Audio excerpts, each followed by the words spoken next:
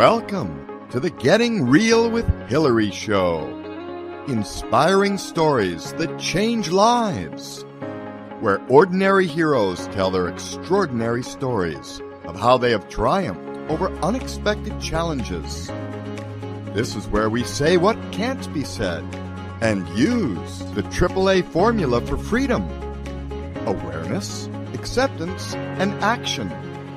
Now, here's your host, Hillary Burns.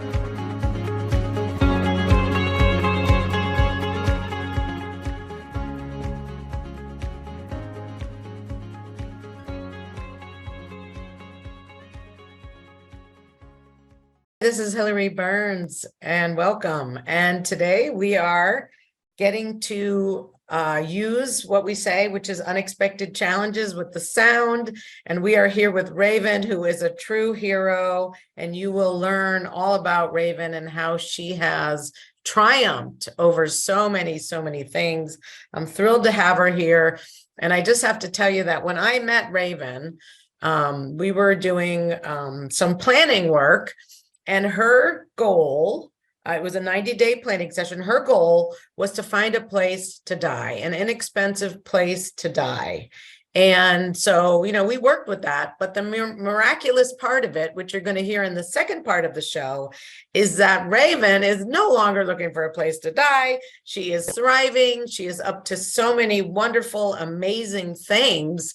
And I can't wait for her to tell you her story. So, the beginning, Raven is going to introduce herself, and we're going to hear all about her prior life. And then the second half will be about how she's triumphed over what I told you before. So welcome, Raven. Thank you so much for inviting me. This is so exciting. Let's start with my name, Raven, R-A-V as in Victor, E-N, like the bird. And I go by one name, and you'll know why in a second.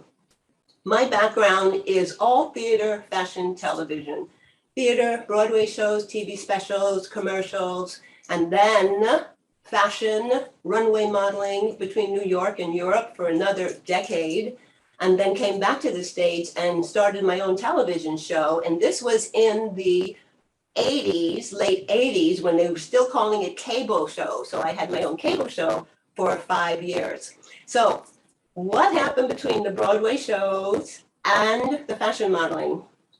I was coming back from a show in an old-fashioned car, had no headrests or anything. It was like sitting on your couch in your living room. In the fog, I'm driving. I was hit by an 18-wheeler that I got caught underneath the front of the truck. Then the whole truck went across 4 lanes of traffic, and we crashed into that cement barrier. So I had no head support at all. And I had been really hit twice, once from behind and once from the front. And they had to, the jaws of life thing to get us out of the car because it was smashed. It looked like it had gone and turned into a tiny little Volvo at that point, teeny weeny car. So anyway, I spent 2 years in physical therapy, and I'm just going to get to the fashion part. But I had to have a job. Now, the Broadway shows, TV specials, I was in Pippin, Bubbling Brown Sugar, Pippin with Bob Fosse, Bubbling Brown Sugar. I was in Seesaw, my very first show, and I was in Seesaw with Juan Carlo Esposito, who's a very well-known actor right now. He's got parts and everything. I'm saying, when does this guy ever sleep? He's awesome. And I was his teacher because he was a child, and I had just graduated Sarah Lawrence, and I had a teaching degree. And so they asked me if I would coach him because he had to have a teacher on the road. All right. So I'm coaching Juan Carlo Esposito. So we did the Broadway shows, 7 of those. Then the big major car accident. What am I going to do? I am going to lose 30 pounds, and I can't dance anymore, but I can certainly walk. And I went to every agency in Manhattan. Now I'm a native New Yorker, 3 generations. New York was nothing special to me. It was where I grew up in Manhattan. But I was turned down by every agency in Manhattan. Now, this was during the 80s when they thought if they just had one model of African descent, that was fine. Or when Oprah was starting her show, they didn't even want another host. If Oprah's there, she's fine. So it was hard getting into all of this television at that point, but I really wanted to do it. And so that's the Broadway shows, TV specials, commercials, fashion modeling. I actually wrote a book, and we'll have a picture of the book for you. And it's called A Day in the Life of a Runway Model with Image and Fashion Tips from the Trade. And I have these cute little anecdotes about what happened in Germany and then what happened in Switzerland. And then in between, I tell you how to do skincare, etc. So we got the Broadway shows, TV specials, commercials. That's the first 10 years. Then the fashion modeling, that's the next 10 years. And I literally flew back and forth to Europe for 10 years. I kid you not. It was like Raven, I just want to get, because I'm stuck back in your accident. Was this all before your accident or was this after? The fashion modeling came after the accident, because at that point I couldn't do the Broadway shows anymore. I couldn't do the 12-hour days and the rehearsals and all of those things. I was literally 2 years of physical therapy just to walk again. Well, but yeah, so but fashion modeling, were you walking down a runway? Yes, runway modeling, walking down the runway. And that's how I started out. But then after that, I started doing print. So it just kept going. But the fun part is that after all these years in Europe, then I come back to New York, and now the agencies are interested. Now they want me to work for them.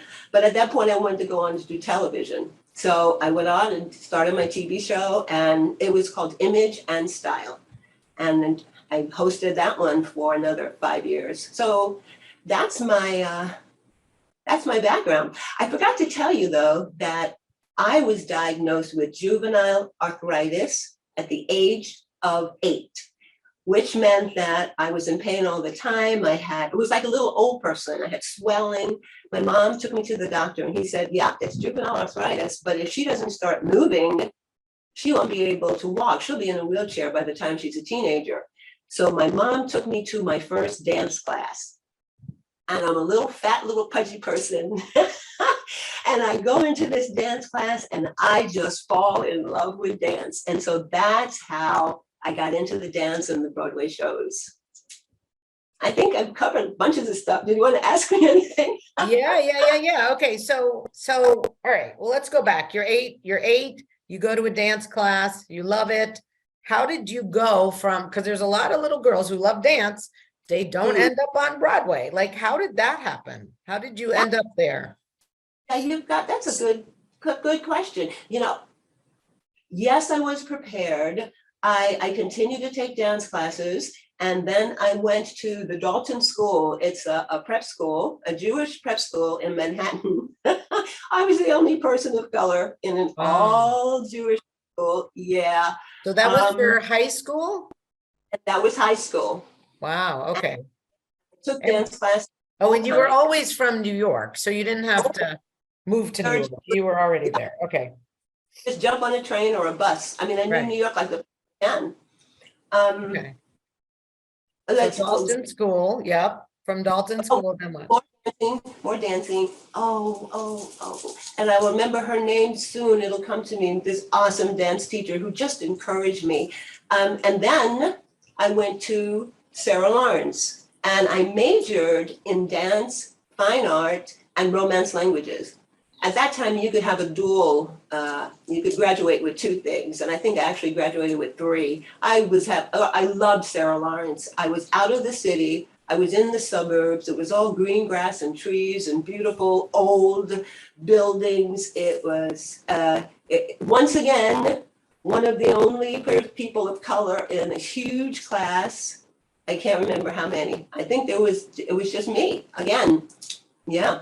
So that's how the dancing happened. I got out of Sarah Lawrence, went for my first teaching job, and then I auditioned for a Broadway show because it was in the newspaper. So I thought, oh, this will be fun. I've never done that before. So I went to we had a 5 and 10 store at that time. It was called 5 and 10. You could buy all kinds of things, little socks, little sandals, little whatever. I bought some sandals that would actually stay on my feet. I bought a pair of short shorts and some kind of top because I didn't know what I was supposed to wear, but I knew I was supposed to be dancing. And I went to the audition, and darned if I didn't get that show. And that was the one with Juan Carlo Esposito. That was Seesaw with Ken Howard, Michelle Lee, and Juan Carlo Esposito. That was Seesaw. So I know my first audition. that's incredible. What? That's incredible. So were you like in the chorus line? Was it like a chorus line? Is that what you? And they, in those days, once I got started, they didn't have a chorus per se. Everybody did everything. So I was understudying Pippin's mother, Fastrada. I was understudy to the lead. I would be, I'd go and swing and do some other parts. So they were like cutting back on, it was very expensive to mount a Broadway show. So all of us had to do everything. We had to act, sing, and dance, because at any time we could be pulled in to go on to the lead. So that was, yeah. So you can act and sing and dance. You can also sing? Wow. And well, that's another thing. Oh my gosh. I had a great music teacher in Dalton, and Harold Axe. Oh my gosh, these names are coming back to me. Harold Axe, he was the choral conductor. And we actually went abroad to do a series of concerts in these beautiful old European churches. They were gorgeous. And I worked as a translator because I already spoke Spanish and French. So I was sort of their translator as well. And then I was going and I was singing and all these, and he was an excellent teacher. And didn't he move with me to Sarah Lawrence? So I had him in high school, and then I had him in college again. So I had 8 years of music with this wonderful man.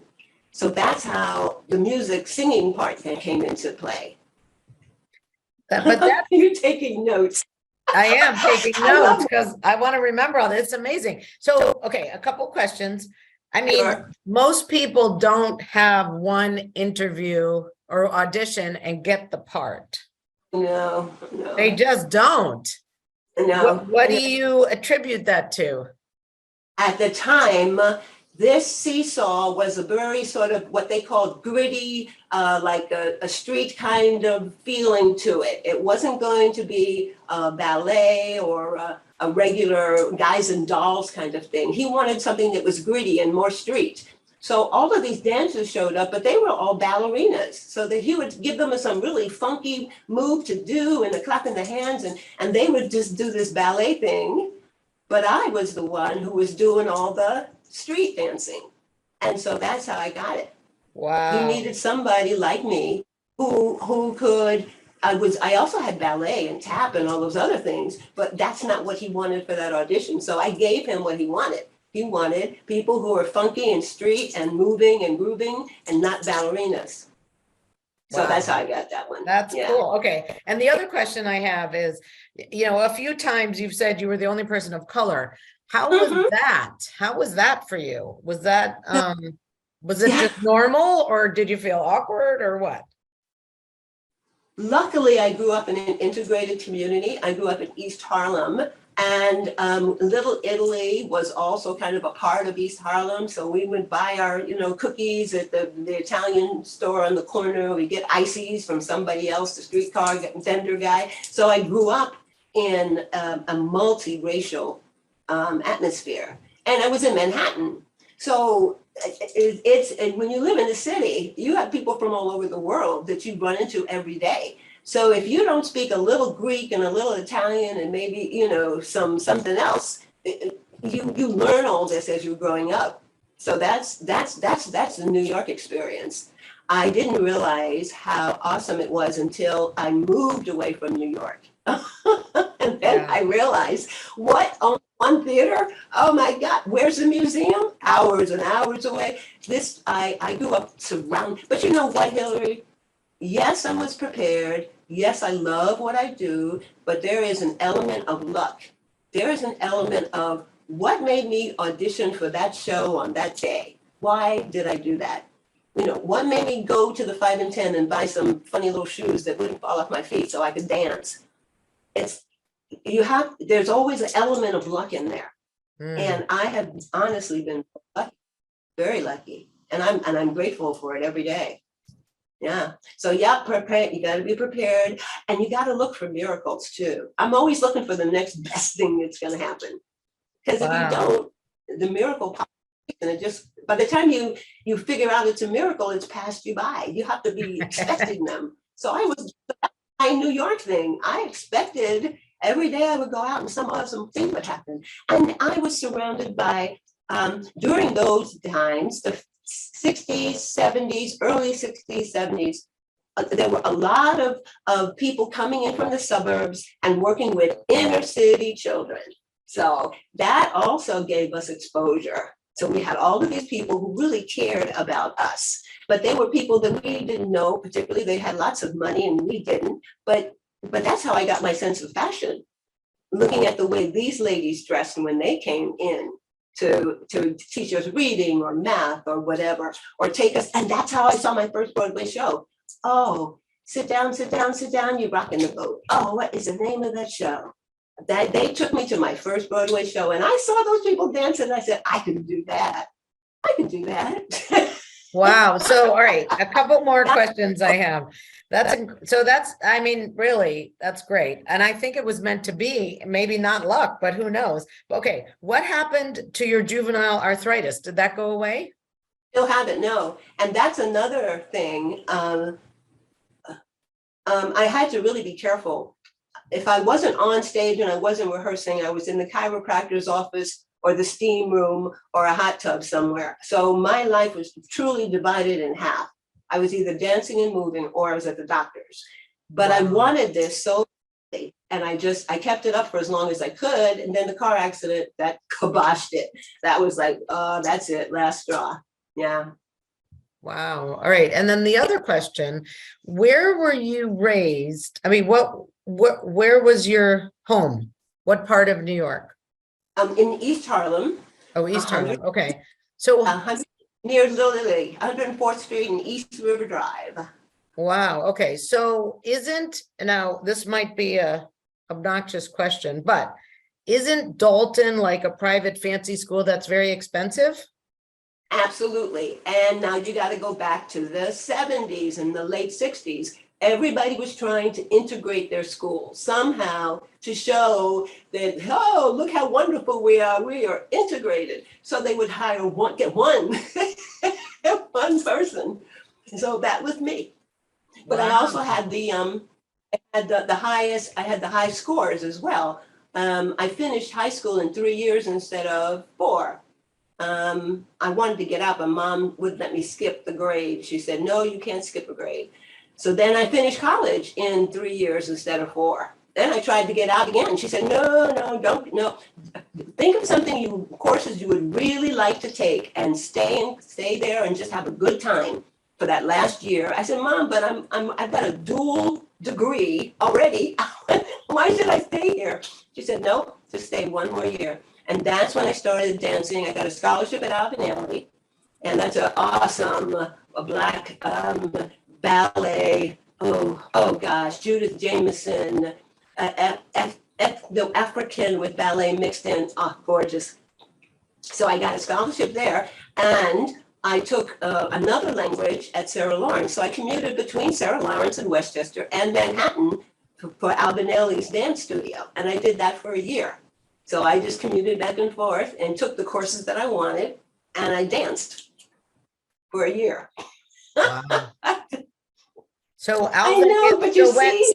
So when was that? That was after Sarah Lawrence? I was still at Sarah Lawrence because that was my last year at Sarah Lawrence. And I wanted to, but my mom wouldn't let me get out. I said, Mom, they can even give me my money back. I had already paid for that 4th year. I said, maybe they'll give me she said, no, just stay there. Wow. And she did that to me all the way through my schooling. She did that. She would make me stay that extra year, even though I graduated early, all the way through.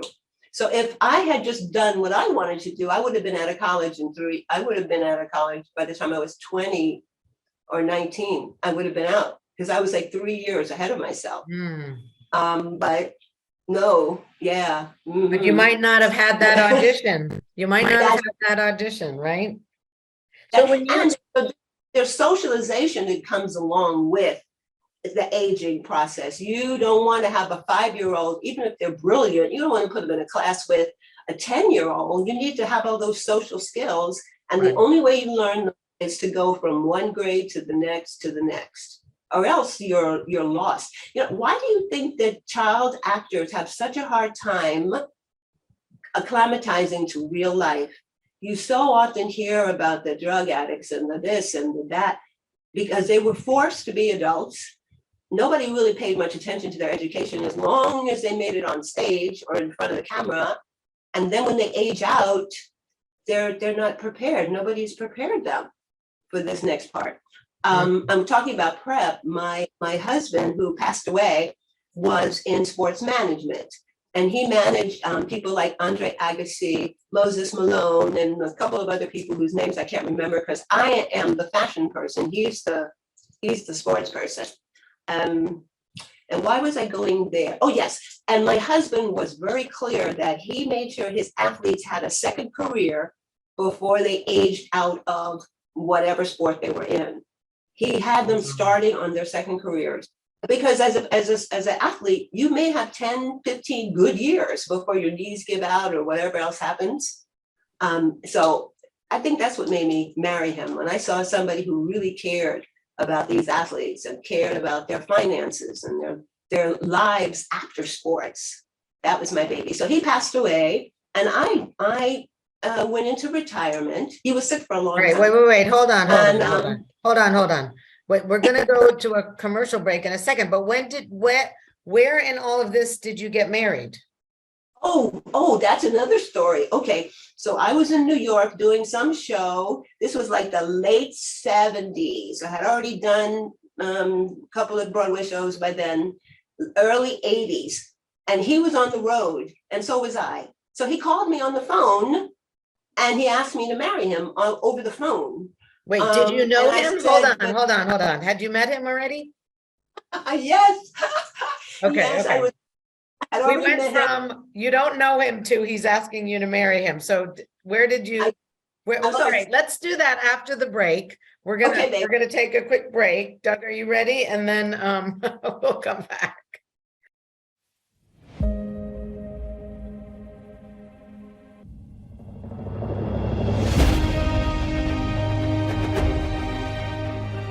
Are you inspired? Are you living a life story you are proud to tell? Are you actively pursuing and creating the life of your dreams? If not, you really need Hillary's AAA program for freedom. Just visit gettingrealwithhillary.com and schedule time with Hillary today. All right, we're back. So, all right, Raven, I want to get into that. I want to hear all of it. So where should we go? I want to hear like the end, how you changed in those 90 days, but just tell us real quickly how you met your husband, how long you were married, when he passed away, and when did you leave New York? Because that's where I met you, when you were out. I left New York, oh gosh, I can't even remember, 2004, we bought our house here. 2004, we moved to Florida because at that point he was very sick. He had some cancers and some other things, and he was going downhill, and I felt like I couldn't really take care of him in a city. So he had already been to Amelia Island, which is where I am now in Florida, off the coast of Florida. I love it here. He'd already been here for tennis tournaments, etc. And he said, "There's a place in Florida I want you to see." Well, I fell in love with this place. Little old trains going down the main street, and it was beautiful. So how I met him was we were both at the same convention, a sports convention. I was producing a show for Nike. Yes, and I did a whole lot of producing in there too. But we'll be here all day if I give you my whole life. And he. I walked up to him, I saw him, of course and there were not that many people in the tennis, okay, now we're in the tennis arena in the 80s, 90s, and so I saw this awesome looking man, gorgeous, beautiful dark skin and salt and pepper gray hair, oh my God. So I just walked over to him, stuck out my hand and introduced myself and said, "Hi, my name is Raven," and he was talking to some other gentleman at that point, and he didn't say a word, his mouth just fell open and he didn't say anything. The guys who were with him said, "Oh, and his name is Bill." So they had to tell me what his name was. And then after that, he kind of followed me everywhere I went. I said, you have to stop following me. I'm working here. You have to stop coming to my booth. Just go away. All right. He said, could I please, I date you? Can I come? No. I said, I'm busy right now. And yeah. So he found my mother's phone number and called my mother up and gave her his resume over the phone. And he said, I am an awesome person. I have an excellent job. At that point, he was working for another tennis company with the big tennis rackets, those huge rackets, and can't remember the name. Wilson? And Wilson or Dunlop? No, even bigger. Bigger. Can't remember, but it'll come to me. All right. And he said, she won't talk to me. So then my mother calls me on the phone and she says, how come you won't talk to Bill Shelton? I said, Ma, how do you even know who this man is? She said, well, he called me on the phone. She said, and you know, this don't come along that often. She said, you need to tell him to go away for 2 weeks. And if you still don't want to talk to him in 2 weeks, all right, but you need a vacation. So I said, don't call me for 2 weeks. I need a vacation. He calls me back 2 weeks later and he says, I have an all expense paid trip to, I don't know, the Bahamas or someplace where they were doing a tennis tournament. Would you like to come with me? And I went, okay. Wow. And so I truly just traveling with him because I was still traveling at that point. I'm traveling, he's traveling. And that's how we ended up, proposing over the phone and getting married in a lawyer's office after breakfast. We had breakfast. We got married. Everybody went back to work. Wow. I saved a bundle. And we bought a house. And how long were you together before he passed away? 32 years. Oh, wow. Now, so this is the longest arranged marriage. Because truly, it was the two of them ganged up on me. It was an arranged marriage. 32 years. Yeah, my baby. Mm-hmm. Wow. All right. So let's fast forward. You're down in Amelia Island. I don't know when it was that I met you. I don't know if it was only 8 or 9 months ago, but how did you get to that point? So I brought him to Amelia Island so that we could, be together while he was literally going downhill. I bought wheelchairs and ramps and made sure he was comfortable. That's how come I know so much about this aging process. I've already been a full-time caregiver. And we could walk on the beach or I would roll him along the boardwalk. And they gave him 2 years to live and he made it for 7. Wow. 7. And there's something on the beach by the water. I don't know what it is. And of course, at that point, I couldn't really work because I was a full-time caregiver. And my mother was also diagnosed with cancer within months of my husband, but she was in New York. So I commuted back and forth from New York to Florida to take care of 2 people simultaneously with 2 sets of doctors, 2 sets of nurses, all the medications. So I had to quit my job at that. And also my producer got cancer. So the producer, and we had been doing the show for 5 years, and your producer turns into your best friend. He knows how you move. He knows what to tell you. He knows what works, what doesn't work. So you get to know your producer. He was diagnosed with cancer. Oh. So all the most important people in my life, all 3 people were diagnosed simultaneously. So now, okay, everybody's gone. Everybody has passed away very comfortably because I took care of everybody. And I literally just fell apart. I was exhausted. I hadn't been taking care of myself. My husband had lots of doctor's appointments. I hadn't even been to a doctor. I forgot about the doctors. I was so busy taking care of him. So when you came on the scene, when you and I met, everything had caught up to me. The arthritis had gotten worse. Then they gave me polyosteoarthritis. Then they said you have fibromyalgia on top of that, and you got all this stuff going on. And literally, my body froze. I would go into rigor and I couldn't move. And that's when you met me.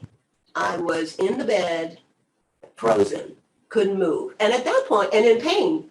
And it's not like you're frozen and you're comfortable. You are frozen and just rolling over hurts. Your body, if I had been younger, they would have called it stiff person syndrome. But because I'm not in that age group, they say that I can't possibly have that, but I might have that. everybody's new stuff's happening all the time. Who knows? So anyway, I have an appointment with Mayo Clinic, and they're gonna pull it all together and help me figure this part out. But when you met me, I was ready to die.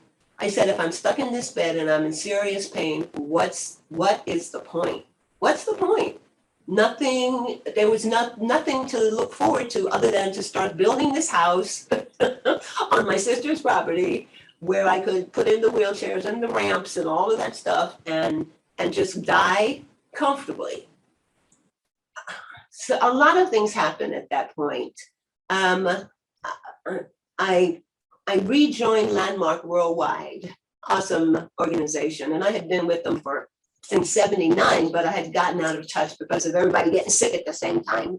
And the head of the company, or one of the big wigs in there, also has some health issues. And she said to me, Raven, if all you are is the pain and the doctor's appointments, then that's all you are. You need to have something else in your life. By that point, I couldn't even sit up in a chair for more than 10 minutes because the pain was so bad. So I said, okay, I will start with sitting in a chair and making myself sit up for meals. Eat meals, you have to sit in a chair, and then I get back in the bed. And then I said, okay, after we got the back muscles stronger, I said, well, I love my art. I'm a mixed media artist. I love it. So I would go to my art table, which is a stand-up table, and do 5 minutes of art, and then go back to my back to bed. But as time went on, I started getting stronger and stronger. Then I'd walk around the apartment, and I live in an apartment building. So then I go out in the hallway and walk up and down the hallway because I had to get stronger, because this lady who had cancer was telling me that she had a full-time job and she was doing it, and it was making her excited. She loved what she did. So I don't even know how I got into that. That's when we met. And Yeah. So what? I just started with him. So what changed? So what got you motivated? You know, you're waiting to die, and now you're doing 5 minutes here, 5 minutes there. You're eating in the chair. What got you unstuck at that moment? Like what? Yeah, go ahead. It was what this woman said to me. This woman has cancer, for crying out loud. I mean, she doesn't know if she's going to be here next week, next month. And she's telling me to get up, get out of bed, and start moving so you have something else in your life. So that was number one. Number two was starting to work with you. That was awesome. You're so, okay, your problems are not problems to you. Problems are solutions. Somehow there's a solution. I don't know. And by the time you finish, it's working. So working with you, that was number one. And then of course the lady with the cancer. And then number three was, I hadn't been out of my house in, I don't know, months because I couldn't walk. But after standing up at the table and walking up and down the hallway, now I'm getting strong. And I got back in physical therapy too, because I said, I got to get stronger. I went out, my first day out of the house. See, this is where luck comes in. I bump into this woman who owns a company called $1,000 Startups Consortium. What a mouthful. $1,000 Startups Consortium. And they actually have grants to help businesses get started. Now, I've been this mixed media artist all my life, but I gave my art away because it was something that I loved. But now I said, you know, I really would like to have a studio and work with young people and communicate with them through art. I want to have a studio. So all of a sudden, the house that I was going to die in turned into a studio that I'm going to now invite teenagers into. And Wow. that's that. And it's every time I get tired or I'm in pain, you know, I'm still in pain. I'm still seeing doctors. I use a cane. I'm still doing all that. I got the handicap sticker on my car. I am definitely handicapped, but I am busy and happy and doing all these things that I want to do. So those three things, the lady with the cancer, you, Hillary, and $1,000 Startups Consortium. And that was Landmark. That lady is from Landmark. I'm not going to mention her name. Okay. So did you have another question for me? Wow. No, I mean, it just seems like the way you tell it, it just seems so easy.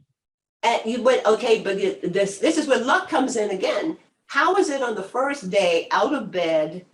My girlfriend said, come with me, there's a grand opening somewhere. I said, no. And then I looked in the mirror and I said, Raven, you're gonna be in pain whether you're in the house or you're out there. So just go. And I bumped into this woman who has this grant, who's given out grants.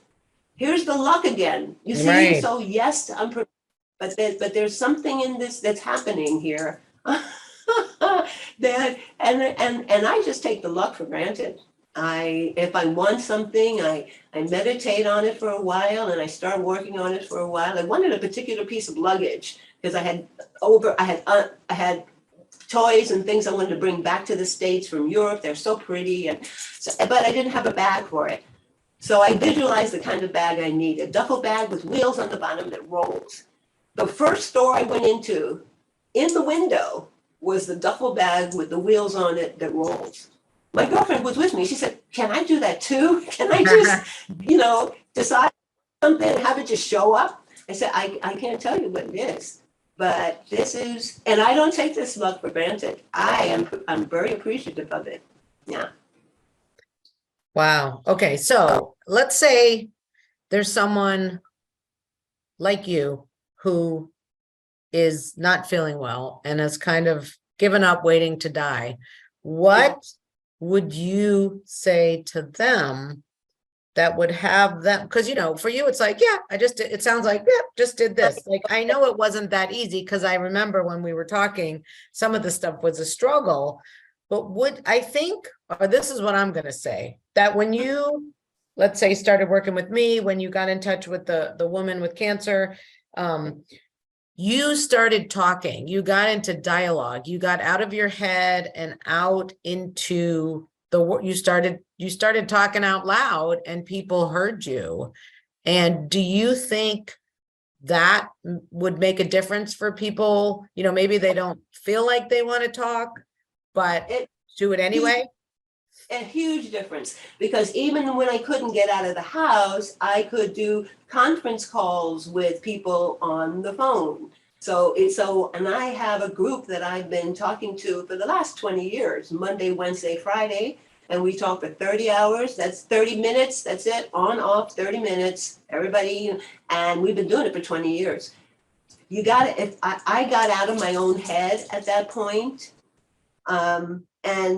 and other people, when I said, I really would like to work on this art, my friends would encourage me because they had already gotten all this free art over the years. So they said, oh yeah, you need to go on Etsy and whatever else there is out there. So your stuff is beautiful. So I think talking, I had to go to physical therapy. So there was a community there. I think being around people, being in touch with people, and positive people, not people who are going to drag you down and say, oh, no, you should just stay in bed. You're looking really bad today. No, people who say, oh, I like you.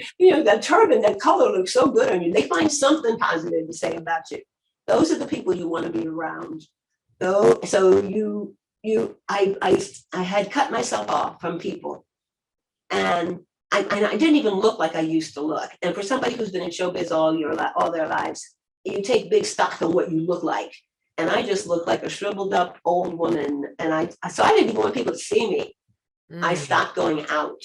But then I said, no, I'm going to have to go out. And it wasn't easy, because after I went out that first time and bumped into the lady with the grant, I didn't go out for a long time after that because I was exhausted. I mean, that took up every ounce of energy I had. But I kept in touch with you, the lady with the cancer. I kept in touch with these people, and I kept going. So no, it wasn't easy. I don't mean to make it sound easy. Truly, there were days when and I still have days like that where I know I need to just take the whole day off, or whatever it is, I have to reschedule it, because if I go into overwhelmed, then all of the physical problems start kicking in, and the neck seizes up, and then the shoulders get tight, and then I'm stuck in the bed again with the stiff person syndrome. So I'm doing what I love to do, but I'm not doing it at that quick pace that I used to do when I was in my 40s and 50s. I'm 72. I'm not, not that that's old, but I'm not going to be running marathons right now.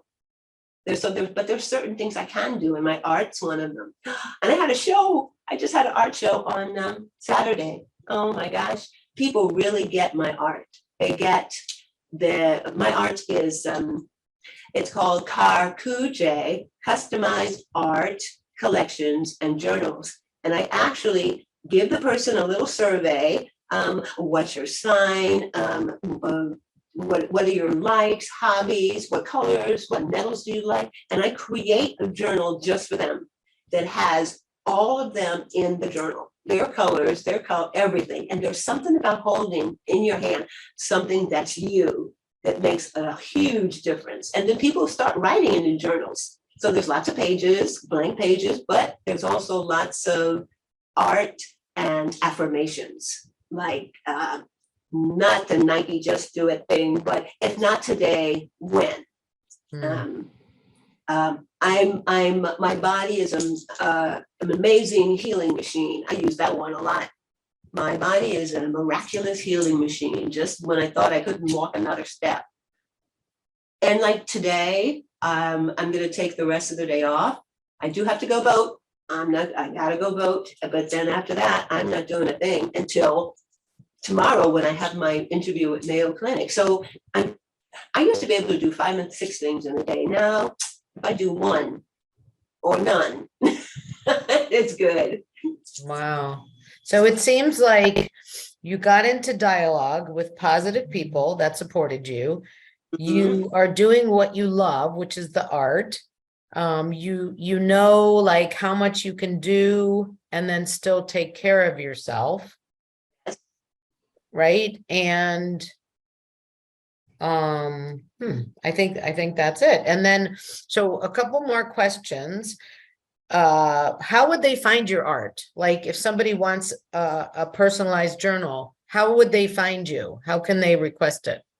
They could go to, and it's brand new. Well, oh boy, I'm going to give them my email address. Okay. So it's Raven Style, R-A-V as in Victor, E-N, S-T as in Tom, Y-L-E, 43568 @gmail.com. So Raven Style, 43568 @gmail.com. All right. Awesome. And we could put that in the notes as well. And then you didn't tell us how you got the name Raven. Oh, yes. Well, Raven is actually my name. So, but I have to give you the whole heritage thing because I'm But that you don't have a last name, I mean. Yeah. Well, only go by Raven. How did that happen? Well, see, Raven is my last name. So I like my last name. So I just use my last name. Oh, so what was your first name? Can you tell us what your first name was? No, I'm not going to tell you. No. Just Raven. Now, some people will call me Yoli, Y-O-L-I, but I just go by Raven. Okay. People who know me, well, nicknames maybe. All right. So that was your last name. I see. Okay. All right. Because you had said there was a story. So I was trying to get the story, but all right. My heritage is all mixed. So my great-grandfather came over from Hawaii to work on the railroads in the whatever year that was, early turn of the century, to work on the railroads. And he married my great-grandmother, who was Native American. So we had an Asian guy married to a Native American.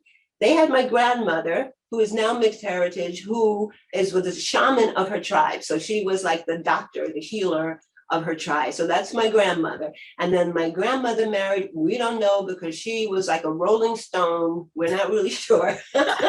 And then, but then, let's see, so then they had my mom, who was part Native American and part Hispanic.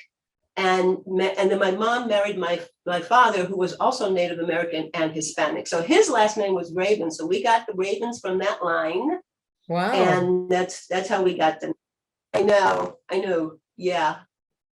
So you're not, Yeah, go ahead.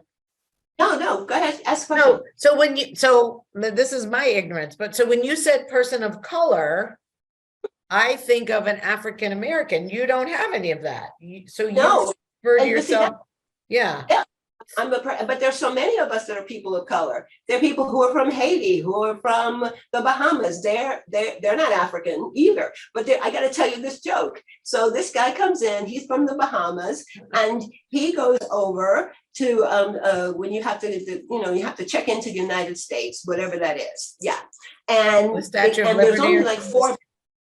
Say it again. So there's only 4 boxes. You can either be Caucasian, Hispanic, Native American, or something else. And the guy said, but I'm not Native American. I'm not Black. I'm not African American. Man, I'm from Haiti. I'm not African American. And the guy looked at him, he said, do you want to get into this country? All right, put down African American. And so all growing up, I never knew what box to check because there was only 4 boxes. There were never enough boxes. But there's lots of people like me because this is truly a melting pot. We're all mixed up in here with somebody else. So I don't know any true African American. Right. I mean like Black. I think of color, and again, my ignorance, as Black, but it's not. If you're saying you're a person of color, you're Hispanic, Native American, Hawaiian, right? Right. Asian. Yeah. So you just, yes. So you just taught me something huge, right? Oh goodness.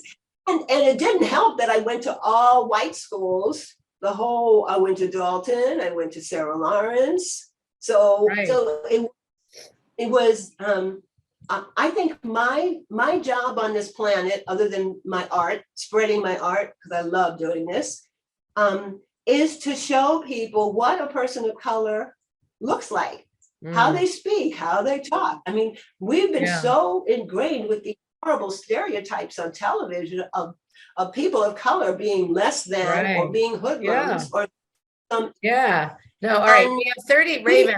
I definitely want to hear more, but we have 30 seconds. So I just want to, thank you for your generosity, for triumphing over everything that you have, even, what we had to go, I'm crying, going through with the sound and everything. You're a hero. You're a true hero. And I'm just grateful for you being here. Anything you want to say in 10 seconds? No. I'm just going to say thank you so much for allowing me to just sort of tell my life story. Somebody said I should write a book, so I just might have to do that. I can help you with that. Okay. All right. Thank you, Raven. Raven. Thank you so much. Thank you for listening to the Getting Real with Hillary show. We hope you were entertained and inspired. Please subscribe to Hillary's newsletter. Go to gettingrealwithhillary.com for more freedom techniques and fantastic stories and links to other great stuff. And don't forget to tune in every week on Tuesdays at 1 p.m. Eastern Time on BBS Radio TV. And let's get real. Let's get connected. Let's get inspired and create that life you love.